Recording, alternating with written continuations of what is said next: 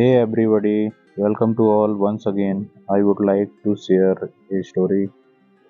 एक प्रेम पत्र लिफाफा।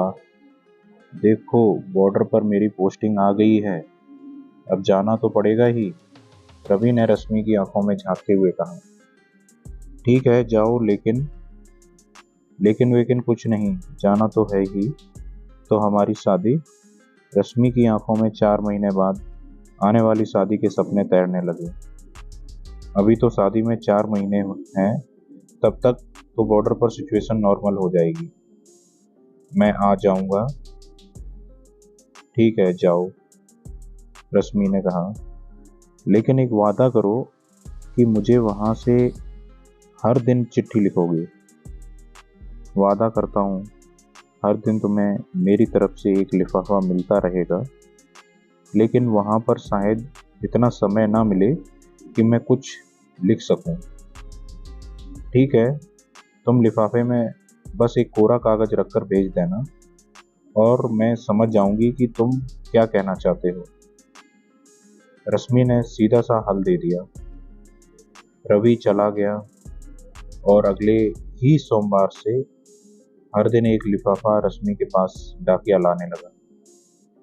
लिफाफे में होता था केवल एक कोरा कागज, लेकिन रश्मि समझ जाती थी कि उसमें क्या लिखा होगा। धीरे धीरे 3 महीने बीत गए। कोरा कागज वाला लिफाफा हर दिन रश्मि का साथी बनता और रश्मि उस कोरे कागज पर जो कुछ भी नहीं लिखा होता वह सब कुछ पढ़ लेती।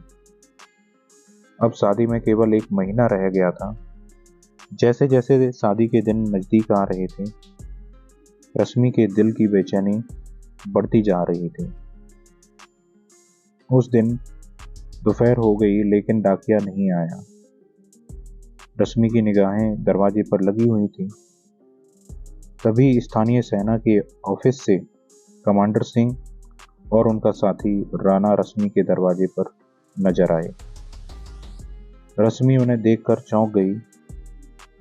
कमांडर सिंह से वो पहले भी मिल चुकी थी, लेकिन इस समय उनका आना तो कुछ समझ में नहीं आया। रश्मि जी, हम आपको एक बुरी खबर देने आए हैं। रवि बॉर्डर पर दुश्मन की सेना से लड़ते हुए शहीद हो गया। हमें उसकी लाश भी नहीं मिल सकी। पिछले महीने की 10 तारीख को यह हादसा हुआ। आज जब हमको यह यकीन हो गया कि अब हम उसकी लाश नहीं ढूंढ पाएंगे, तो हम आपको खबर करने आए हैं। रश्मि को कुछ समझ में नहीं आया। थोड़ी देर वह जैसे पत्थर की मूर्ति की तरह बैठी रही, फिर बोली, लेकिन ऐसा कैसे हो सकता है? मुझे अभी कल ही तो उनकी चिट्ठी मिली है। रश्मि जी, वह चिट्ठी पिछली 10 तारीख के बाद से रश्मि का दोस्त प्रदीप आपको पोस्ट कर रहा था।